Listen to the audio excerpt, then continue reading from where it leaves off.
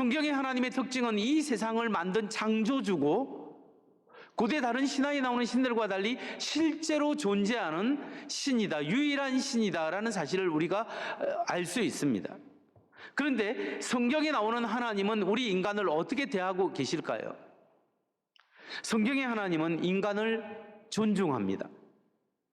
성경의 하나님은 인간을 하나님의 형상대로 창조하십니다.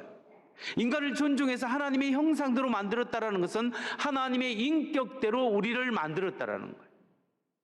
그래서 하나님의 인격대로 하나님을 닮은 존재로 만들었는데, 우리가 지정의가 있습니다. 우리가 지성적으로 생각할 수 있고, 감정을 느낄 수 있고, 의지적인 결단을 할 수 있고, 도덕성이 있습니다. 이렇게 자유로운 선택과 결정을 할 수 있는 이런 자유를 준 이런 인간을 하나님이 만드셨죠. 그러면 여러분, 하나님이 인간을 창조한 후에 제일 처음으로 하신 일이 무엇일까요? 사람을 만든 후에 제일 처음으로 한 일이 뭐냐면, 하나님이 인간을 복을 주시고 인간에게 생육하고 번성하여 땅에 충만하라, 땅을 정복하라고 이야기했습니다. 창세기 1장 28절 말씀 한번 볼까요?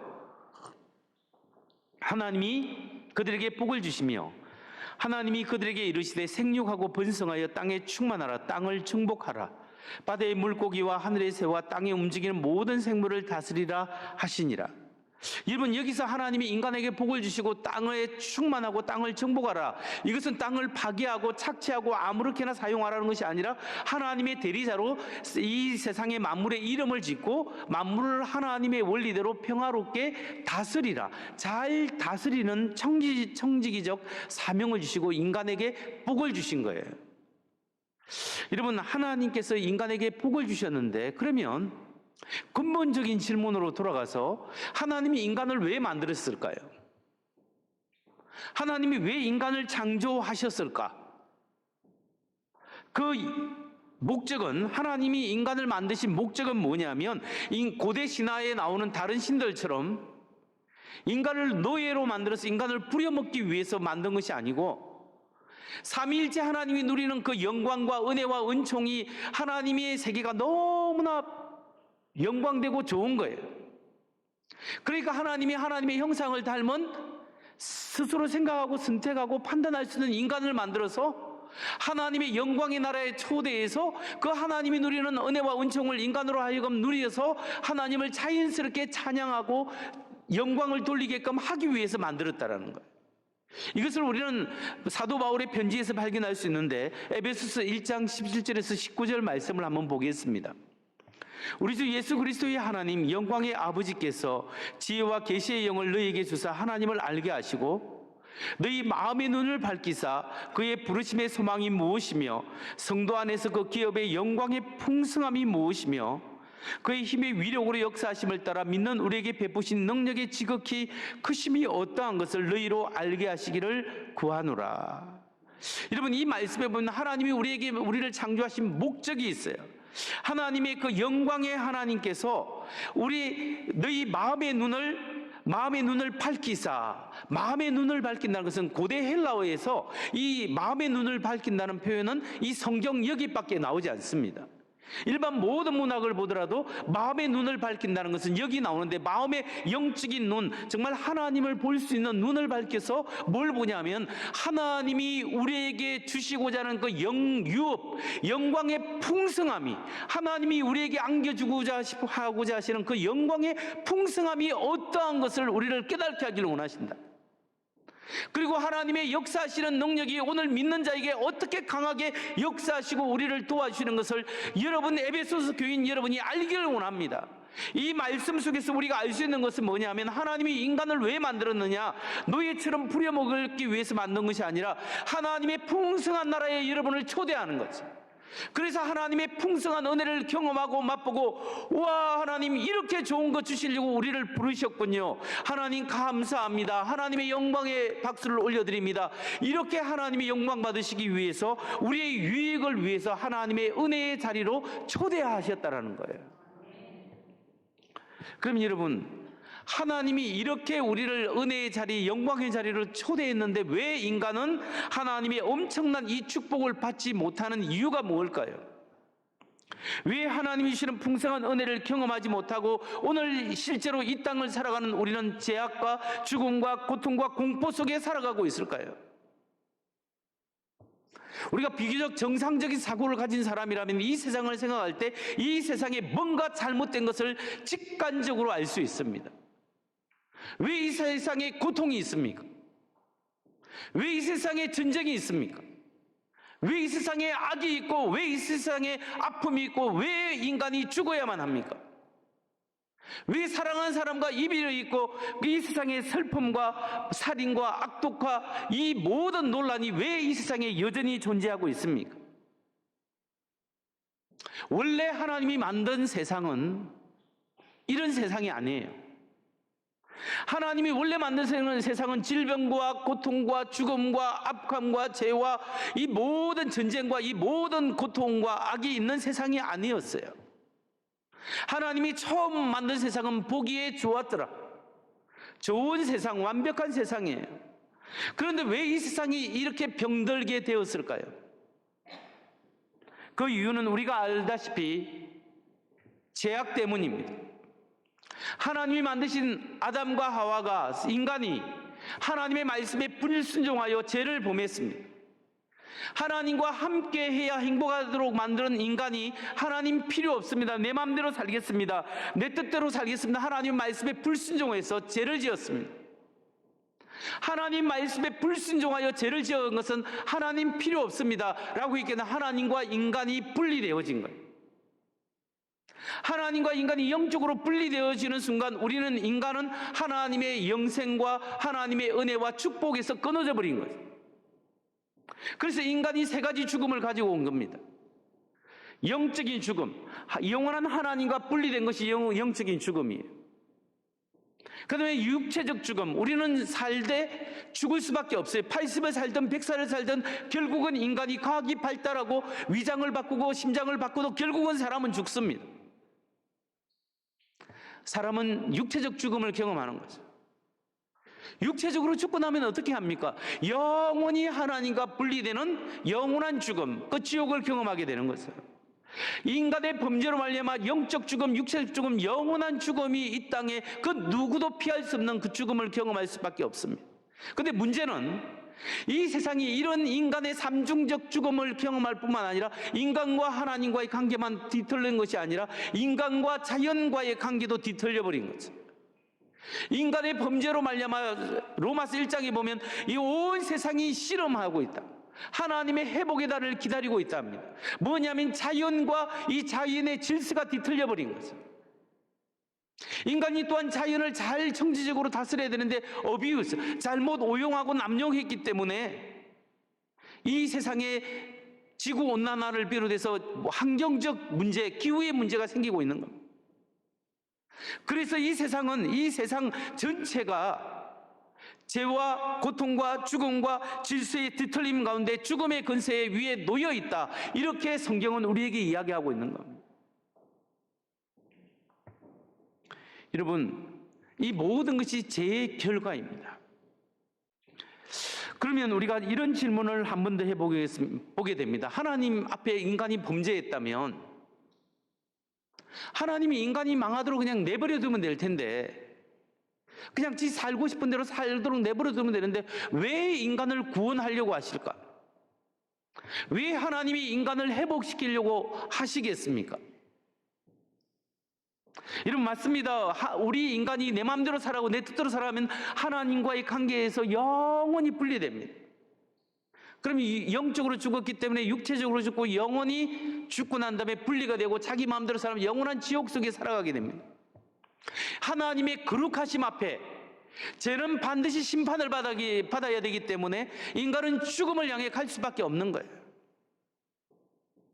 하나님의 거룩하심은 앞에 태양 앞에 어둠이 사라지듯이, 빛 앞에 어둠이 사라져야 하듯이 하나님의 거룩 앞에 죄는 사라지게 되어 있는 거예요. 그런데 문제가 뭐냐면 하나님의 두 기둥이 있는데 한 기둥은 하나님의 거룩하심이에요. 하나님의 성품의 한 기둥은, 또 다른 한 기둥은 하나님은 사랑이시라. 하나님은 선하시고 God is good, God is love. 이것은 하나님을 묘사하는 거예요. 하나님이 어떤 분이야? 하나님은 선하시고 하나님은 사랑이시라. 하나님은 선하시고 사랑이시다. 성경은 그렇게 이야기하고 있습니다. 요한일서 4장 16절을 볼까요? 하나님은 우리를 사랑하시는 사랑을 우리가 알고 믿었노니 하나님은 사랑이시라. 여러분, 하나님은 본성적으로 사랑하시는 분이에요. 사랑한다는 것은 이기적인 것이 아니라 이타적인 성품이에요. 여러분, what is love? 사랑이 무엇입니까? 사랑의 정의가 뭘까요? 사랑은 자기 자신을 타인에게 내어주는 게 사랑의 정의예요. 자기 자신을 타인에게 내어주는 것. 하나님의 본성이 사랑이시고 하나님이 자신을 타인에게 내어주고 다른 사람을 사랑하시는 것이 하나님의 본성입니다. 그러니까 하나님의 사랑이, 죄인된 하나님이 창조한 이 인간이 엉뚱한 길로 가는 것을 놓지 않고 하나님의 사랑의 손이 우리를 붙잡고 있다는 거예요. 여러분, 정말 하나님께서는 우리를 이런 사물이나 이런 어떤 물건으로 만들지 아니하시고 인격으로 만들으셨어요. 우리가 소통할 수 있도록 만들어 놓았어요. 하나님의 자녀로 만들어 놓았어요. 그렇기 때문에 우리를 사랑하시기 때문에 우리가 영원한 분리, 영원한 지옥에 빠지지를 원치 않으십니다. 그래서 하나님의 사랑의 성품이, 사랑이 우리를 붙잡고 있는데 하나님의 그 사랑이 우리에게 어떻게 나타났습니까? 그 하나님의 사랑이 어떻게 나타났는가? 요한일서 4장 10절에 이렇게 이야기하고 있습니다. 사랑은 여기 있으니 우리가 하나님을 사랑한 것이 아니요 하나님이 우리를 사랑하사 우리 죄를 속하기 위하여 화목 제물로 그 아들을 보내셨습니다. 사랑은 여기 있으니 우리가 하나님을 사랑한 것이 아니라 하나님이 우리를 사랑하사 우리 죄를 용서해 주기 위해서 화목 화평케 하는 제물로 우리 하나님의 아들을 죽이시고 우리 죄를 용서하기 위해서 아들을 보내셨다고 성경을 이야기하고 있습니다. 하나님이 우리를 사랑해서 우리의 죄를 용서하기 위하여 찾아오셨습니다. 하나님이 인간을 찾아오셨습니다. 하나님이 인간의 모습으로, 절대자 하나님이 제한 자, 유한한 인간의 모습으로 자신을 제한하시고 이 세상에 찾아오셨습니다. 이것이 바로 크리스마스 성탄절입니다.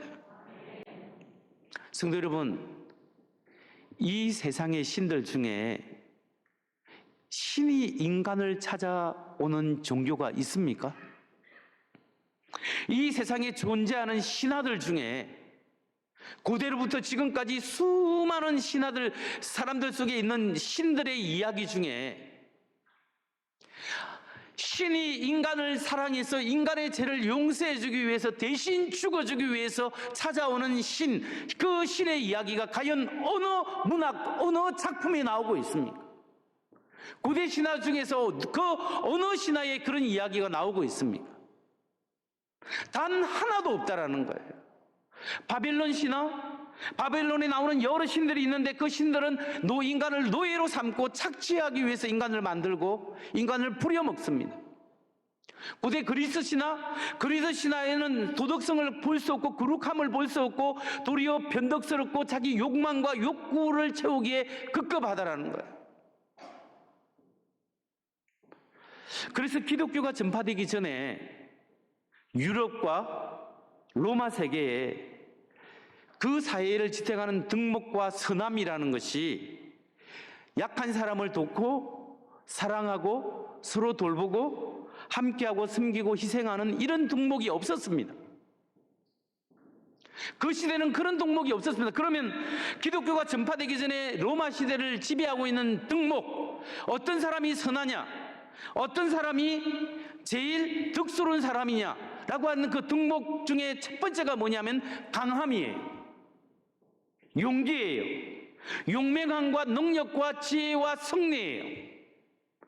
용맹한 사람, 지혜 있는 사람, 능력 있는 사람이 약한 사람을, 약한 것은 악한 거예요. 추한 거예요. 그래서 약한 사람을 지배하고 굴복시키고 노예로 삼는 것이 지극히 당연하고, 그 시대의 정신이 누구든지 강한 사람이 되고 지혜로운 데서 용맹해서 많은 것을 이루고 착취하는 사람이 위대한 사람이다. 이 사상이 그 시대를 지배하고 있는 시대예요. 그런데 기독교가 전파되면서 인간의 가장 인간다운 삶, 아름답고 선한 것이 뭐냐? 자신의 삶을 희생해서 남을 도와주는 것이다. 고와 가부와 연약하고 사회적 약자를 돌보는 것이 가장 아름다운 삶의 일부이다. 희생하고 섬기고 더불어 살아가는 것이 가장 가치 있고, 사랑하고 참고 인내하고 용서하고 이해하고 함께 가고 그렇게 하는 것이 가장 아름다운 가치다라는 삶이 기독교의 사상이 전파되었기 때문에 그 기독교화된 로마와 유럽이 이 사상으로 제대로 돌아오게 됐다는 사실입니다. 이게 역사적인 사실이에요. 여러분, 여기서 우리가 분명히 다시 한번 알아야 할 것이 있습니다.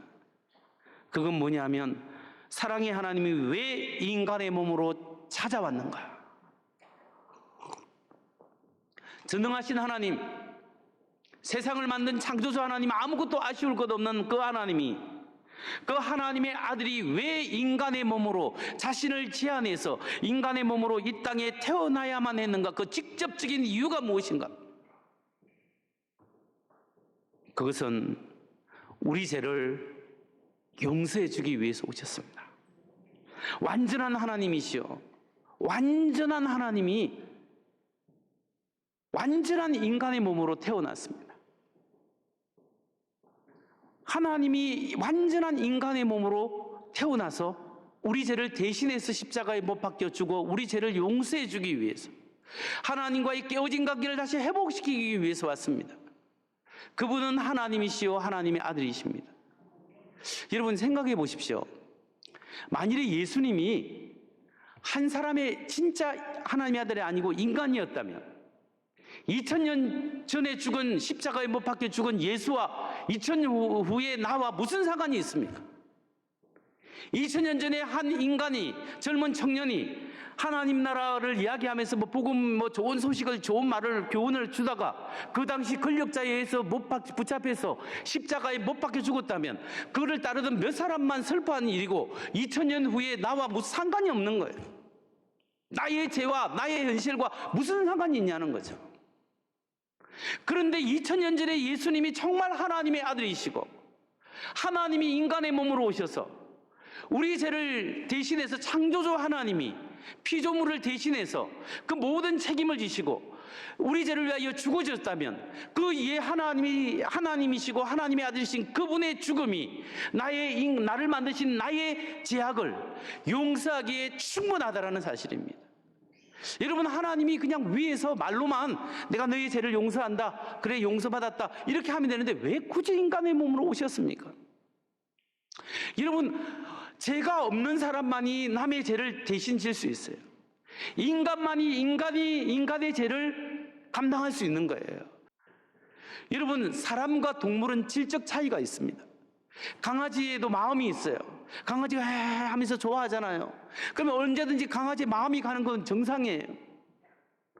그런데 여러분, 자기 자녀를 강아지를 위해서 죽일 수는 없는 거예요. 자기 자녀를 이런 물건 때문에 물건을 대신해서 죽일 수 없는 거예요. 근데 하나님이 우리를 얼마나 사랑하시면 하나님이신 그분, 하나님의 아들이신 그분이 피조물인 우리를 물건처럼 취급하지 아니하시고 우리를 인격으로 취급해서 우리를 위해서 자신을 내어주시고 고난의 십자가를 지셨고 하나님이 우리를 살리기 위해서 하나님의 선물로 오셨다라는 겁니다. 성탄절 시즌에 우리는 선물을 주고 선물을 받습니다. 근데 여러분, 어떤 집은 내가 마음에 드는 선물을 받아서 기분 좋고, 어떤 때는 마음에 안 드는 선물 때문에 어떤 사람은 아직 준비를 못해서 마음이 서로 상할 때가 있습니다. 근데 여러분, 정말 성탄절에 진짜 선물은 뭐냐? 하나님이신 그분이 인간으로 오신 예수님이 선물이에요. 하나님이 여러분을 사랑하신다는 사실이 선물이에요. 하나님이 여러분을 사랑하시고 보호하시고 하나님의 자녀로 불러주셨다는 사실이 선물이에요. 그리고 오늘도 우리가 하나님의 은혜로 건강하게 생명 유지하며 살아가고 있다는 것이 하나님의 선물인 줄 믿으시기 바랍니다. 이런 하나님의 사랑을 빚진 사람은 어떻게 살아야 할까요? 엄청난 하나님의 사랑을 받은 우리는 어떻게 사는 것이 마땅할까요? 하나님과의 단절된 관계를 회복해야 합니다. 하나님이 나의 인생의 주인일 때 내가 행복한데, 내가 내 인생의 주인 되어 내 마음대로 내 지혜와 내 힘과 내 능력으로 내 뜻대로 살아가려는 이 죄악을 용서하여 주옵소서. 고백해야 합니다. 여러분, 성경에 제가 뭐라고 했습니까? 하나님 필요 없습니다. 내 마음대로 살겠습니다. 하나님 자리에 내가 주인 되어 살아가는 것이 성경의 죄고, 그것 때문에 인간이 하나님과 분리되었고 하나님의 은혜를 받을 수 없다면, 다시 한번 이 성탄절을 맞이하여 우리가 인간적으로 선물을 주고 선물을 받는 이것이 아니라 진짜 선물인 하나님 앞에, 하나님 아버지 하나님의 사랑 앞에 나는 하나님이 필요합니다. 내 영혼이 공고합니다. 하나님 돌이킵니다. 내가 내 인생의 하나님이 주인이라고 하면서 내가 이 문제는 하나님의 주인을 아니라 내가 주인 되어 살았습니다. 내가 내 자녀의 결정적인 문제에서 내가 하나님이 주인이 아니라 내가 주인 되어 살았습니다. 주여 용서하시고 이제 하나님이 이끄시는 대로 하나님의 은혜와 은총대로 살아가겠습니다. 주여 나를 붙들어 주시고 나의 죄악을 용서하시고 오늘 내 마음의 주인 되셔서 나의 인생을 이끌어 주옵소서. 이 고백이 바로 여러분의 고백이 되시기를 주의 이름으로 축원합니다. 말씀을 끝맺으려고 결론을 짓습니다. 여러분, 하나님의 이런 사랑과 은혜를 받고 우리가 예수님 앞에 돌아온 사람이 마지막으로 어떤 자세, 신앙의 자세가 필요한 줄 아십니까? 그 자세가 마리아의 순종을 통해서 우리가 알 수 있습니다. 천사가 마리아에게 찾아와서 말합니다. 네가 아들을 낳게 될 것이다. 누가복음 1장 30절 31절입니다. 천사가 이르되 마리아여 무서워하지 말라. 내가 하나님께 은혜를 입었느니라. 보라 내가 잉태하여 아들을 낳으리니 그 이름을 예수라 하라. 처녀에게 갑자기 찾아와서 아들을 낳겠다는데 너무 황당하고 너무 무서운 거예요. 마리아가 이야기합니다. 어떻게 반응했죠? 1장 34절입니다. 마리아가 천사에게 말하되 나는 남자를 알지 못하니 어찌 이 일이 있으리이까? 나는 남자를 알지 못하는데 어떻게 아기를 가질 수 있겠습니까? 이때 마리아가 아마 나이가 15, 16 정도밖에 안 됐을 겁니다. 무섭고 두려울 수 있어요. 천사가 말합니다. 누가복음 1장 35절 37절. 천사가 대답하여 이르되 성령이 내게 임하시고 즉이 높으신 이의 능력이 너를 덮으리니 이러므로 나실 바 거룩한 이는 하나님의 아들이라 일컬어지리라. 보라 내 친족 엘리사벳도 늙어서 아들을 배웠느니라. 본래 임신하지 못한다고 알려진 이가 이미 6달이 되었나니 대저 하나님의 모든 말씀은 능하지 못하심이 없느니라. 하나님의 말씀은 능하지 못할 일이 없다. 너 친족 엘리사벳도 태가 다쳐서 못 낳는데 애를 가져서 지금 6개월이 되었다. 이 말을 들은 마리아의 마지막 반응이 뭐라고 합니까? 1장 38절입니다. 마리아가 이르되 주의 여종이 오니 말씀대로 내게 이루어지이다 하며 천사가 떠나가니라. 주의 여종이 오니 말씀대로 내게 이루어지이다. 여러분이 마리아의 입장이면 어떻습니까? 두렵습니다. 무슨 이런 황당한 이야기가 있는가? 무슨 이런 일이 있는가? 나에게 그 당시 처녀가 아기를 가지면 맞아 죽거나 파운동하고 죽음을 처할 수 있습니다. 너무나 당황스럽고 알 수 없는 일입니다. 그렇지만 이해할 수 없는 일일지라도 37절 대저 하나님의 모든 말씀은 능하지 못하심이 없느니라. 하나님은 그 모든 것에도 불구하고 이루신다. 이 말씀을 들었을 때 38절 주의 여종이 오니 말씀대로 내게 이루어지이다. 여러분, 하나님의 은혜를 받고 예수님이 주가 된 사람은 우리가 신앙생활할 때 때로는 도저히 이해할 수 없는 상황이 내게 부딪힐 수가 있어요. 때로는 내가 알 수 없는 일들이 내게 다가올 수도 있어요. 하나님이 왜입니까? 내가 그렇게 하나님 은혜 가운데 살아가는데 왜 우리 가정에 나에게 이런 일이 생깁니까? 그럼에도 불구하고 하나님이 내가 믿는 것은 하나님이 그래도 나를 사랑하십니다. 하나님이 그래도 나를 붙잡아 주십니다. 하나님 그럼에도 불구하고 나와 함께하는 줄 믿습니다. 하나님의 뜻이 이루어질 줄 믿습니다. 선하신 뜻이 이루어질 줄 믿습니다. 이렇게 믿음으로 나아가는 여러분 되시기 바랍니다. 하나님의 사랑을 받은, 죽기까지 사랑하는 십자가의 사랑을 받은 내가 어떻게 살아야 합니까? 하나님과 소원해진 관계를 회복해야 합니다. 깊은 하나님의 은혜로 주님 내 안에 거하시고 내가 주님 안에 거하기를 원합니다. 주님 내 삶의 주인 되어 주시옵소서. 돌이키시기 바랍니다. 그리고 하나님이 사랑하는 그 사랑을 묵상하며 사랑하고 용서하고 이해하며 사시기 바랍니다. 그리고 때로는 이해되지 못한 상황 속에서도 말씀이 그렇다면 내가 순종하겠습니다. 하나님 말씀이 그렇다면 내가 그렇게 살겠습니다. 고백하는 저와 여러분 되시기를 주의 이름으로 축원합니다.